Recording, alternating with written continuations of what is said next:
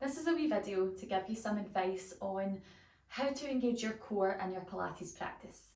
I know myself, when I first started doing Pilates, there was loads of emphasis on pulling your belly button to your spine, abs in and up, and all it really did was confuse me to whether I was doing it right and kind of stressed me out in a sense that I was pulling so tight on my core that I couldn't actually breathe. So here is a wee bit of tips and tricks to a reference you can use in your body to help you engage your core, but without over pulling and over stressing out your abdomen in the process. So if you want to work with me or just watch, we're going to come onto your back, and the reference we're going to use for this is your tailbone. So working with a pelvic tilt, if you push your tailbone down into the mat, it creates a small arch in your back. And then if you tuck your tailbone up to the ceiling, it creates a really flat back.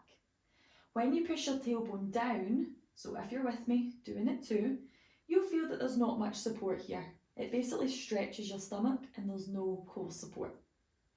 On the tuck, there is a lot of core, but because I'm so tight and my bum is lifted, I can't really easily move my limbs without my pelvis falling forward. So what we try to find is the little in-between point where it feels like you're holding your tailbone and your low core slightly draws in, but we don't need to overly pull in the stomach to do that. So another position that helps is tabletop, lifting both of your feet off the mat and having your knees directly above your hips. So this is where we'll really feel it. If you push your tailbone down into the mat, you have no support. It's heavy, it's irritating, and it's not working anything.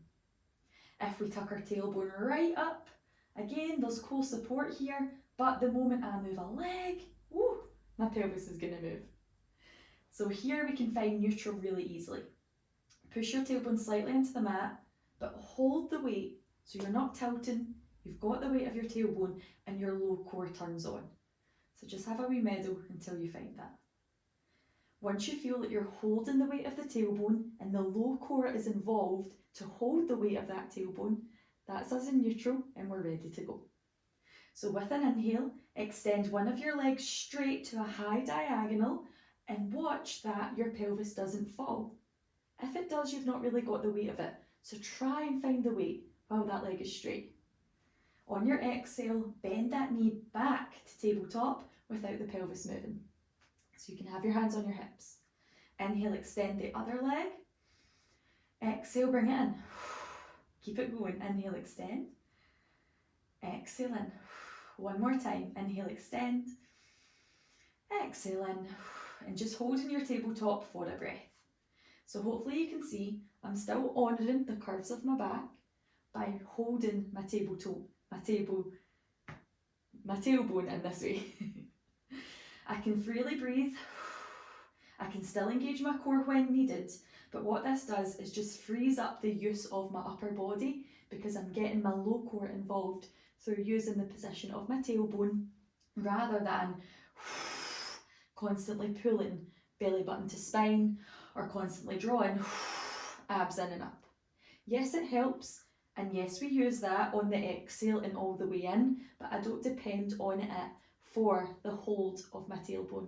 I've got that under control through positioning. So you can bring your legs down. So that is us, a wee bit of pelvic positioning in the lying plane. I hope you enjoyed it. I hope you got some information from that. And yeah, just working with that tailbone can then really enhance the position of your body and walk. Again, we can use it on hands and knees. I'll do that in another video, but that's just enough for today.